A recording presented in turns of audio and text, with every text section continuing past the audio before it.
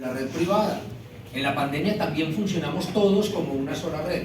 Entonces, en este momento, nuestra capacidad debería crecer en el caso de las unidades de cuidados intensivas, por lo menos en 15 camas más.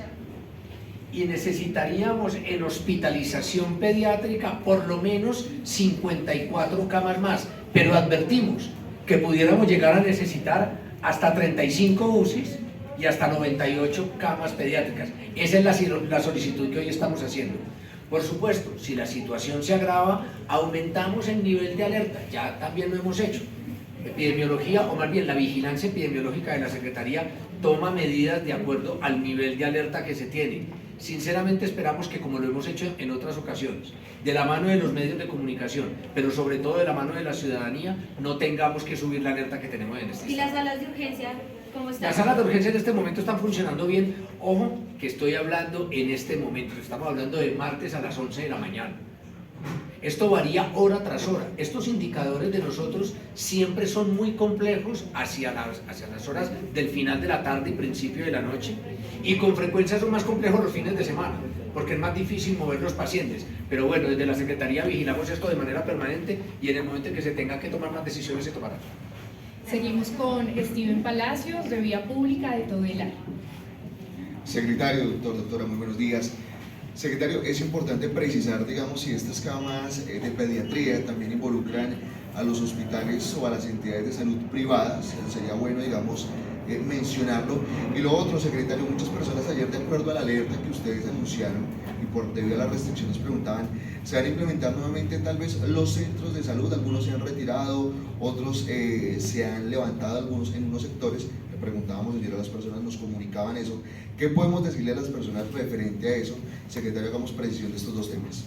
Muy bien, por supuesto, lo decía hace unos minutos, cuando hablamos de red hospitalaria siempre hablamos de la red pública y privada. Aquí estábamos reunidos en el día de hoy, desde el norte de Bogotá hasta el sur de Bogotá, todos los centros hospitalarios que tienen servicio pediátrico. De modo que estamos trabajando todos juntos y la ampliación sería en toda la red. Por supuesto, dependiendo de la capacidad. En esto también uno no puede abrir redes donde quiera, uno puede abrir redes donde puede, donde tiene el talento humano, donde tiene el soporte de los equipos de rayos X, de tomografía, donde tiene los laboratorios clínicos para atender pacientes críticamente enfermos. De modo que las vamos a aumentar en aquellos sitios en donde lo podamos hacer, pero tanto público como privado. En este momento no estamos haciendo cierres de centros de salud. La verdad, simplemente estamos abriendo centros de salud. Si en algún momento histórico se han cerrado unos centros porque se han abierto otros, pues hace parte de la dinámica del manejo de las redes, tanto privadas como públicas, pero no estamos en un proceso de cierre de centros de salud. Seguimos con Daniela Espitia, de Canal Capital. Secretario, buenos días. Usted mencionaba hace unos minutos que lamentablemente el pico respiratorio se está reuniendo con esta situación de la calidad del aire. Si ya se tenía previsto esta situación con el pico respiratorio, independiente de lo que está sucediendo ambientalmente, ¿qué medidas preventivas ya se habían tomado y que puedan tener resultados ahora? Muy buena pregunta. Desde el año pasado nos dimos cuenta del reto que nos había planteado la pandemia.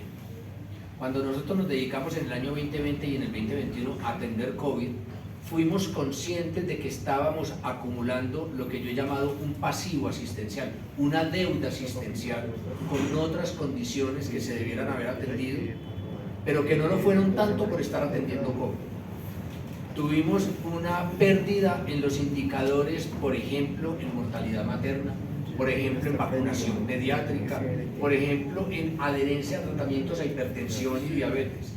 En esos propósitos nos ocupamos el año pasado. Bogotá tuvo unas cifras muy complicadas, Bogotá y el resto de Colombia y el mundo, hay que decirlo, no fue un fenómeno de Bogotá, todo el mundo se dedicó a atender COVID. Pero nos dimos cuenta de eso y en el caso de Bogotá, que nos corresponde, hicimos lo que llamamos un plan rescate de la salud y logramos mejorar muchísimo buena parte de esos indicadores. Hoy las coberturas de vacunación en el programa ampliado de inmunización están bien, no nos podemos descuidar, porque niños hay que vacunar permanentemente, pero terminamos en diciembre con buenas coberturas de vacunación. pudimos quitar esa tendencia tan horrorosa que teníamos de aumento de la mortalidad materna y nuevamente empezó a bajar la mortalidad materna. En Bogotá logramos que siguiera bajando el embarazo adolescente y el embarazo infantil, que es más doloroso, de los 10 a los 14 años. Hemos mejorado los indicadores de sífilis congénita, o sea, nos comprometimos con toda la red de prestadores y también con los aseguradores en diferentes puntos para mejorar. Por eso estábamos preparados para este pico respiratorio, pero por eso somos también conscientes de que vamos a necesitar probablemente unas camas adicionales y estamos haciendo lo necesario para conseguirlas. La siguiente pregunta la hace Francisco Luis Robles, de Bogotá MPM, de RCN Radio. Secretario, ¿cómo está? Ahorita usted en la rueda de prensa decía que de parte de la doctora le solicitó algunos insumos como cánulas, precisamente para atender, digamos que estos casos en este pico respiratorio. ¿Cómo está la red hospitalaria en temas de insumos? Ya sabemos que hay una insuficiencia en camas, que ustedes van a hacer esa solicitud, pero en temas de insumos, ¿cómo está la red hospitalaria para atender todo este tipo de casos? Para temas respiratorios estamos bien. Y su pregunta es interesante porque en Bogotá y Colombia se ha visto desabastecida de algunos medicamentos por fenómenos que no nos controla Bogotá, ¿sí? Hemos tenido problemas, bueno, los tuvimos hace no mucho, problemas con los anticonceptivos, tenemos algunos problemas con algunas moléculas de antibióticos, algunos anestésicos, tuvimos muchos problemas con medicamentos psiquiátricos. Tuvimos una alerta muy seria por desabastecimiento del mercado. En este momento, por fortuna, la medición que hace la Secretaría Distrital habla de que no tenemos desabastecimiento de medicamentos urgentes para atender la infección respiratoria aguda. En esto estamos bien. En otro tipo de aparatos, hablo de cánulas de alto flujo, hablo de monitores, hablo de bombas de infusión, una cantidad de cosas que movilizamos en su momento para la atención de la pandemia. Algunos de estos equipos están guardados, algunos de estos equipos están en consignación, llamamos, o en comodato en los distintos hospitales, y entonces los hospitales nos dicen, oiga, lo estoy necesitando, no lo deja usar, y en eso estamos, por supuesto, liberando la utilización de todos los recursos que sean necesarios y estaremos vigilando que no nos falte nada. Recuerden que en pandemia nos paramos por todo. Llegó un momento en que nos paramos hasta por oxígeno, ¿no?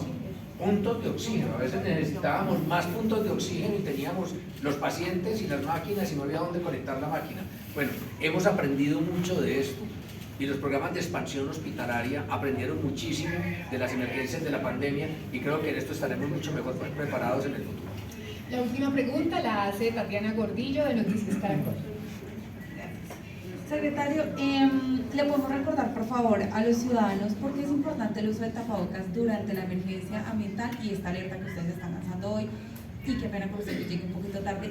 Si de manera resumida me cuenta en qué consiste la alerta y la ocupación que tienen en este momento en Bogotá.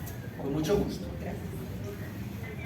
Estamos en un momento que coinciden dos condiciones que nos ponen en alerta al sistema de salud, a los y las prestadoras de servicios de salud, las instituciones clínicas y hospitales, pero también a las responsables del aseguramiento. Y es que tenemos la aparición del primer pico respiratorio que cada año se presenta en la ciudad. Hay dos picos respiratorios, uno al principio del año y uno al final. Coincide con unas condiciones climáticas, pero también con lo que llamamos la circulación de unos virus. O sea, esto es estacional, esto simplemente es así la naturaleza. Este inicio de este primer pico respiratorio está coincidiendo con una alerta ambiental. Y esto, aun cuando son dos fenómenos completamente independientes, es un poco la conjunción de dos factores de riesgo. Porque la contaminación ambiental, sobre todo en niños y niñas, o en personas que tienen problemas respiratorios, produce irritación, tos, broncoespasmo y puede agravar los cuadros. Esta situación nos lleva entonces a que nos pongamos en alerta todos y tomemos medidas para que esto lo podamos enfrentar de la mejor manera. Lo primero es llamar la atención de las familias, llamar la atención de los cuidadores. Lo más importante es el esquema completo de vacunación. Eso es lo más importante. Si niños y niñas tienen el esquema completo de vacunación, que hoy incluye la vacuna contra el COVID, que deberían tener el esquema completo todos los niños de los 3 a los 12 años con 2 dosis de Sinovac, y sin embargo nos faltan 500.000 de niños por la segunda dosis, solo en Bogotá.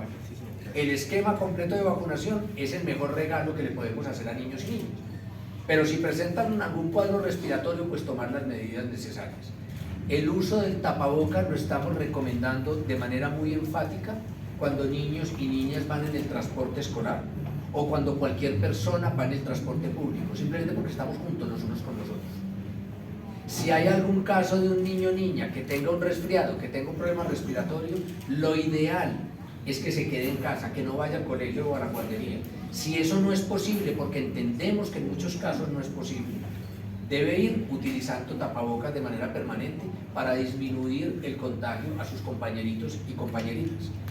Por último, estamos recomendando que las actividades físicas que tienen que hacer estos niños, gimnasia, partidos, etcétera, no se hagan al aire libre, sobre todo en el horario de 6 de la mañana a 10 de la mañana, que es mayor el nivel de contaminación atmosférica, y eso, además de las medidas que estamos tomando como red hospitalaria, son los pasos que quisimos adelantar de cara a este nuevo pico respiratorio. Solo para que me quede grabada esa parte, ¿en cuánto está la ocupación en UCI y en UPED? En este momento la ocupación de la UCI pediátrica está en el 73%, ¿sí? 73% la ocupación de la UCI pediátrica y 76% la ocupación de las camas hospitalarias. Allí está el cuadro de referencia. En este momento esos números no representan un riesgo grave, no, son números normales de ocupación, tanto de hospitalización como de UCI, pero nos están llamando la atención más por el nivel de ocupación, por cómo va la curva de ocupación, porque uno ve cómo está día tras día y ve hacia dónde va. Por eso queremos ser proactivos y tomar las medidas necesarias. Muchas gracias, muy amable. Muchas gracias a los medios de comunicación.